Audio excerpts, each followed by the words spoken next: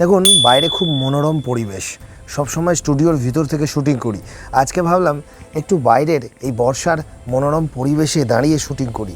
তো সবার প্রথমে একটা রেকর্ডিং আপনাদেরকে শুনিয়ে দিতে চাই। শোনানোর পর দেখবেন যে আমরা কাস্টমারদেরকে যে প্ল্যানগুলো বানিয়ে দিই তারা অন্তর থেকে কতটা খুশি হয়। দেখুন, আমি স্যার 1000 টাকা আপনাকে পাঠাচ্ছি, আপনি মিঠাই খাবেন স্যার। 1000 টাকা পাঠাচ্ছেন, আপনি মিঠাই খাবেন, এক্সট্রা মিষ্টি খাওয়ার জন্য খুশিও দিতে চাইছে না। আমরা যদিও তাকে বলেছিলাম আমাদের তোমরা খুশি হলে আমরা খুশি, আমাদের এক্সট্রা মিষ্টি খাওয়ার জন্য কোনো পয়সা লাগে না।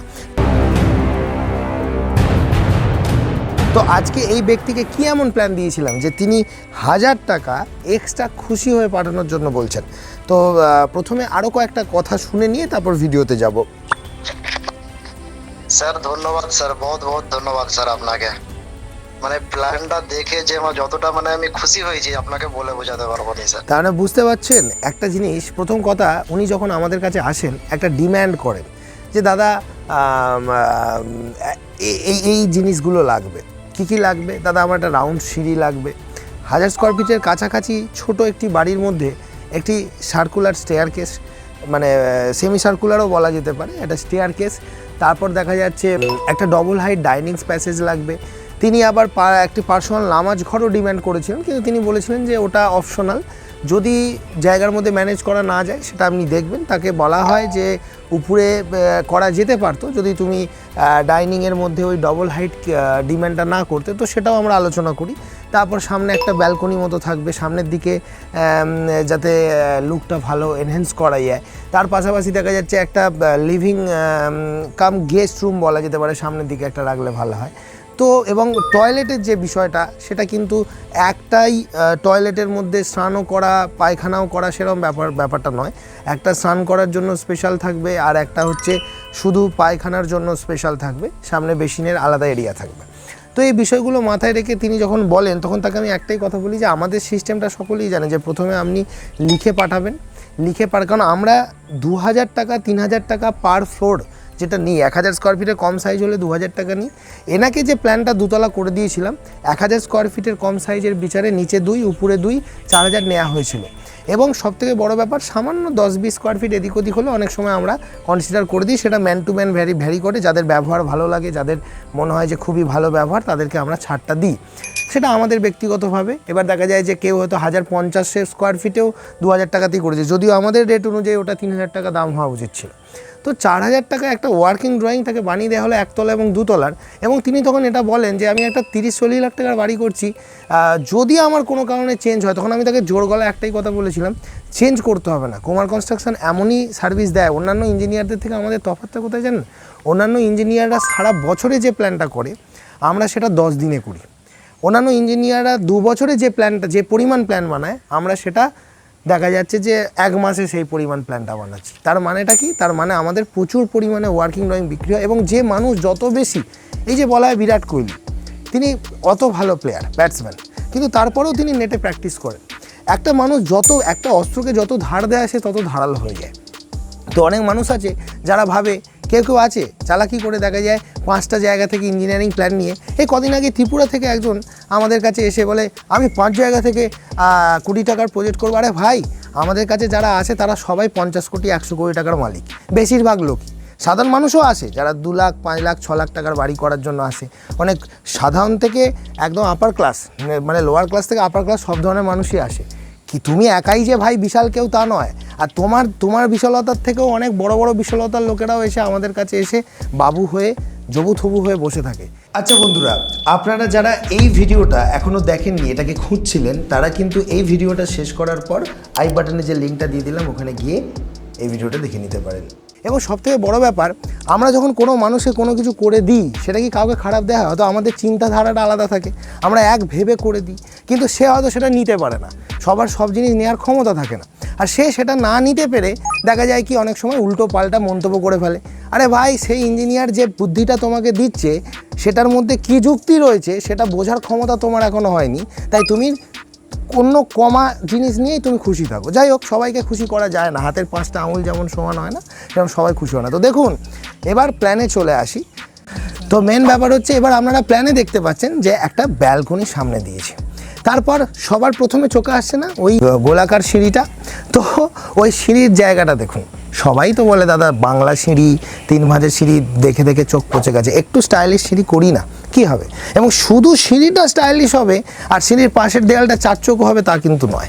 সিঁড়ির সাথে সিঁড়ির দেয়ালটাও যদি গোলাকার রাউন্ড শেপে আসে তাহলে কেমন লাগবে সেটাও কিন্তু আমরা এখানে করে দিয়েছি। এবার টয়লেটের পোর্শনে আপনারা যদি দেখেন, টয়লেটের পোর্শনে আপনারা দেখতে পাচ্ছেন যে একটা টয়লেট ডেডিকেটেড, একটা বাথরুম ডেডিকেটেড, তার সামনে আমার হচ্ছে বেসিন রাখার জায়গা। হলো না? যে ডিমান্ডটা ছিল সেটা ফুলফিল। তো আমাদের কাছে ডিমান্ড ছিল যে রান্নাঘরের পাশে যে ডাইনিং থাকবে সেখান থেকে এইদিকে মানে এর ডান সাইডে ছিল পুকুর, তো ওদিকে যাওয়ার একটা সেকেন্ডারি এক্সিট দরকার। তো দেখুন সেখানে এক্সিটটাও দেখানো রয়েছে, আমরা কিন্তু খুব সুন্দরভাবে দেখিয়ে দিয়েছি। এবং সামনে দিয়ে যে ঢুকেই যে আমার কিচেনের সামনে যে আমার ডাইনিংটা থাকছে তার মাথাটায় কিন্তু আমি ডবল হাইট নেবো, তো সেই ডবল হাইটটাও কিন্তু এখানে করে দেওয়া রয়েছে।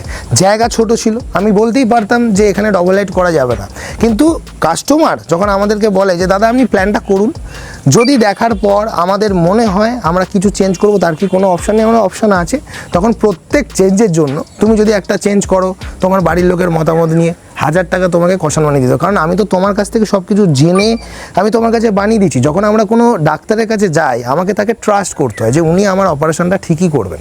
আমি যদি তাকে ট্রাস্ট না করতে পারি, আমি যদি তার প্রতি ভরসা না রাখতে পারি, তাহলে আমি ওখানেই আগেই মরে যাব। তার কারণ আমাকে তার প্রতি ভরসা রাখতে হবে, আমি তো তার কোয়ালিটি দেখে এসেছি। তো অনেকেই আছে যারা আমাদেরকে প্রথমে ভাবে যে কি হবে অনলাইনে প্ল্যানটা নেবো, এরকম একটা ভাবনা চিন্তা থেকে আসে, কিন্তু তারপর তাদের ধারণা বদলে যায়। যেমন এই অডিওটা প্রথমে শুনুন, তো তিনিও বলেছিলেন যে পরে আমি 40 লাখ টাকার বাড়ি করছি, 1-2 বার যদি চেঞ্জ করি। আমি তাকে বলেছিলাম জোর গলাতে, কারণ এইটুকু কনফিডেন্স আমাদের আছে যে চেঞ্জ করতে হবে না, দেখো না চেঞ্জ করলে আমি বললাম তখন 1000 টাকা লাগবে এক্সট্রা, তখন সেটা দেবে, চেঞ্জ করে দেবো। তা বলে ওই একটা জানলাকে এদিক থেকে ওদিকে ঘোরানোর জন্য বা দরজাটা সাইজ বাড়ানোর জন্য পয়সা নিই না।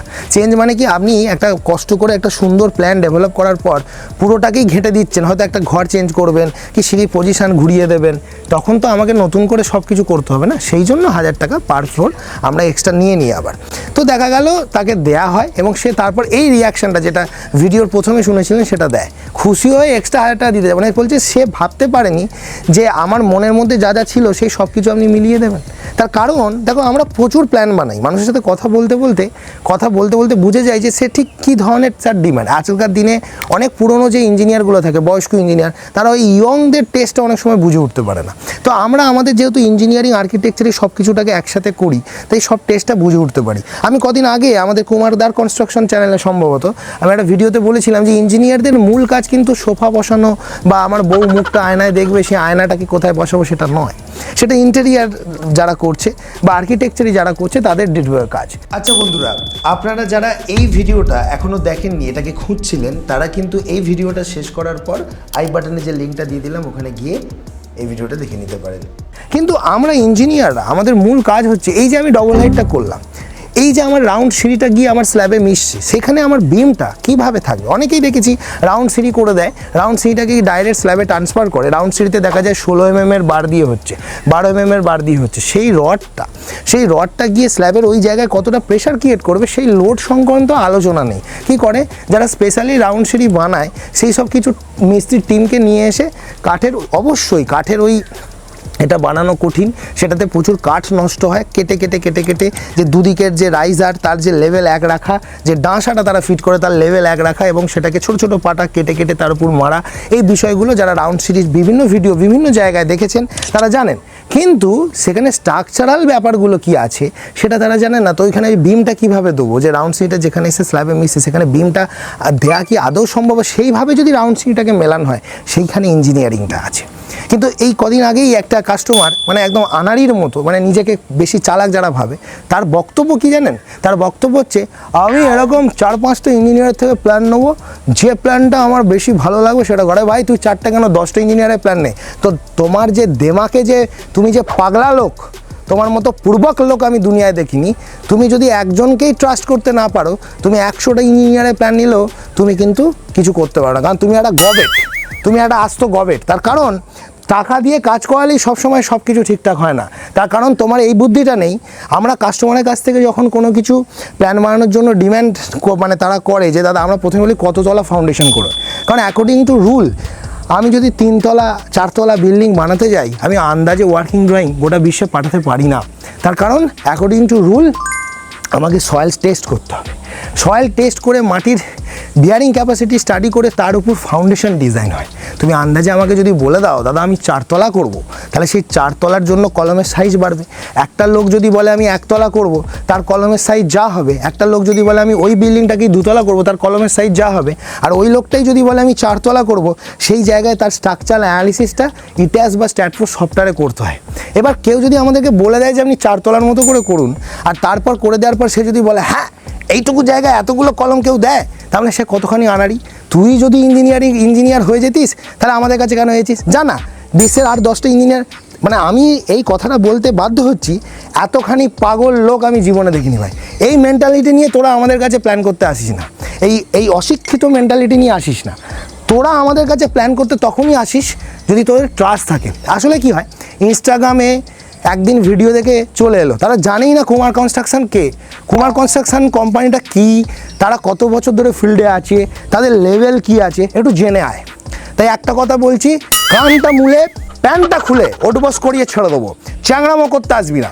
পয়সা দিয়ে কাজ কর, তুই ভাবি না এটা কোনো দোকান যে পয়সা দেবো মাল নেবো।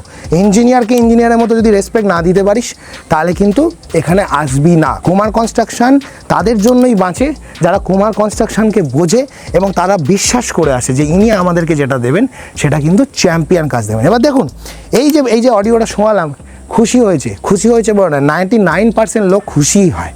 1% লোক আছে যাদের সবেতেই ডাউট। তাদের মা বাবাও যদি তাদেরকে কিছু বলে, তারা তাদের নিজের মা বাবাকে ডাউট করবে। আবার বলে নাকি আমার স্ট্যাটাস জানেন, ওরে ভাই 50 কোটি 60 কোটি 100 কোটির মালিকরা এসে জবু থবু হয়ে বসে থাকে, তুই তোর স্ট্যাটাস দেখাচ্ছিস। আমার কাজ মানুষকে সেবা করা, স্ট্যাটাস দেখানো নয়।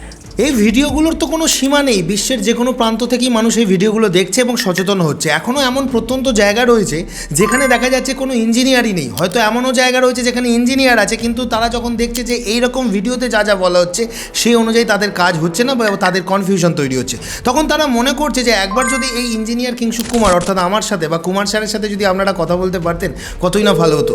তার জন্য আমরা একটা সুবিধা রেখেছি, যেটা হচ্ছে যে মাত্র 200 টাকার বিনিময়ে 10 মিনিট সরাসরি আপনার গভীর থেকে গভীরতম সমস্যার ছবি ও ভিডিও পাঠিয়ে আমাদের থেকে সমাধান নিতে পারেন। এবং তার জন্য না আপনাকে আমাদের অফিসে আসতে হবে, না আমরা ওখানে যাব, অর্থাৎ সম্পূর্ণ ফোন কলের দ্বারাই এটা পেতে পারেন। সোমবার আমাদের অফিস বন্ধ, সোমবার বাদে যে কোনো দিন বিকাল 5টা থেকে 7টায় সাধারণত এই অ্যাপয়েন্টমেন্টটা দেওয়া হয়। এছাড়া সকাল 10টা থেকে 12টার মধ্যেও পেতে পারেন, তবে সেটা শর্ত সাপেক্ষ। এছাড়া আমাদের কাছে বিভিন্ন ধরনের পরিষেবা রয়েছে, 3D ড্রয়িং, 2D ড্রয়িং, সেই একটা চার্টও আমি আপনাদেরকে দেখাচ্ছি। 2026 সালের যে নতুন চার্ট আমরা দিয়েছি, সেটা পেতে গেলে আপনারা সবসময় আমাদের হোয়াটসঅ্যাপ নাম্বারে হোয়াটসঅ্যাপে লিখবেন যে স্যারের সাথে অ্যাপয়েন্টমেন্ট নিতে চাই বা আপনাদের পরিষেবা চার্টটা পাঠান। তো এগুলো লিখলেই কিন্তু আপনারা আমাদের সমস্ত পরিষেবাগুলো জানতে পারবেন। তবে একটা কথা বলি, এটা শুধুমাত্র গল্প করার জন্য করা নয়, এটা করা রয়েছে যাদের একদম বিপদে পড়েছেন তারাই কেবলমাত্র যোগাযোগ করবেন। অর্থাৎ যাদের মনে হচ্ছে সামর্থ্য নেই, এইটুকু টাকা দিয়েও কথা বলতে পারবো না, তারা করবেন না। কারণ অনেকেই জানেন যে 2000-3000 টাকা লাগে একটা ইঞ্জিনিয়ারকে সাইটে আনতে। সেক্ষেত্রে এই অল্প টাকার বিনিময়ে যদি আমি একজন যার ভিডিও দেখছি তার কাছ থেকে পরামর্শ পেয়ে যেতে পারি, তাহলে তার থেকে আর ভালো কিছু হয় না। তাহলে তারাই যোগাযোগ করবে। ভিডিওগুলো কেমন লাগছে বলুন, মানে যে সমস্ত ইঞ্জিনিয়ারদের সিক্রেটগুলো থাকে সেগুলো সব কিন্তু আমি তুলে দিচ্ছি ভিডিওর মধ্য দিয়ে, এবং সম্পূর্ণ বিনামূল্যে এগুলো আপনারা জানতে পারছেন ভিডিওর মধ্যে। তাই ভিডিওগুলো যদি সত্যিকারে ভালো লেগে থাকে, একবার সাবস্ক্রাইব করে দেখুন, এরকমই গেম চেঞ্জিং ভিডিও প্রতিনিয়ত পেতে থাকবেন। দেখা হবে পরবর্তী ভিডিওতে, দেখবেন এরকম ভিডিওগুলো আপনাদের কেমন লাগছে। আর আমি কিন্তু ভাবে বলি, কিছু মাইন্ড করবেন না, আর মাইন্ড করলেই চ্যানেল দেখতে আসবেন না।